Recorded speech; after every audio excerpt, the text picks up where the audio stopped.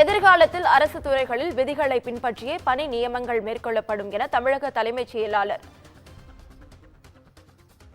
நியமனம் செய்த மனுவில் உயர்நீதிமன்றம் சரமாரி கேள்வி எழுப்பியுள்ளது. அதனை அண்மை செய்தியாக பார்த்துக் கொண்டு வருகிறோம். இதுகுறித்த முழு விவரங்களை வழங்க தலைமைச் செய்தியாளர் சிவா நம்மோட இணைப்பில் காத்திருக்கிறார். சிவா, வணக்கம். விவரங்கள்.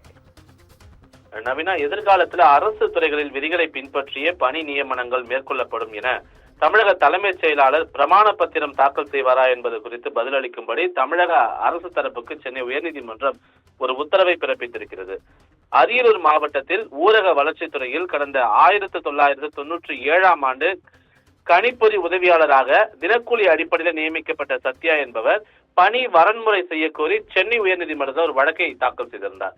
இந்த வழக்கை விசாரித்த உயர்நீதிமன்றம் மனுதாரருடைய கோரிக்கையை பரிசீலித்து 12 வாரங்களில் முடிவெடுக்க வேண்டும் என்று தமிழக அரசுக்கு ஒரு உத்தரவை பிறப்பித்திருந்தது. இந்த உத்தரவை எதிர்த்து ஊரக வளர்ச்சித்துறை சார்பில் சென்னை உயர்நீதிமன்றத்தில் ஒரு மேல்முறையீடு செய்யப்பட்டிருந்தது. இந்த மேல்முறையீட்டு வழக்கில் நீதிபதிகள் ஆர் சுப்பிரமணியன் மற்றும் ஜி அருள்முருகன் ஆகியோர் கொண்ட அமர்வுல இந்த விசாரணைக்கு வந்தது.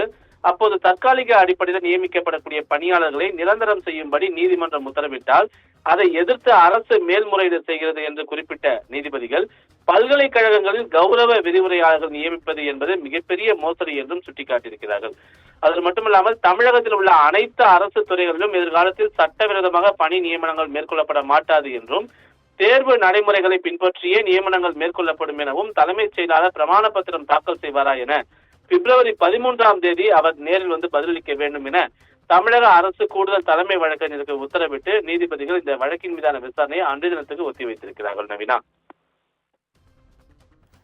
விவரங்களுக்கு நன்றி சிவா.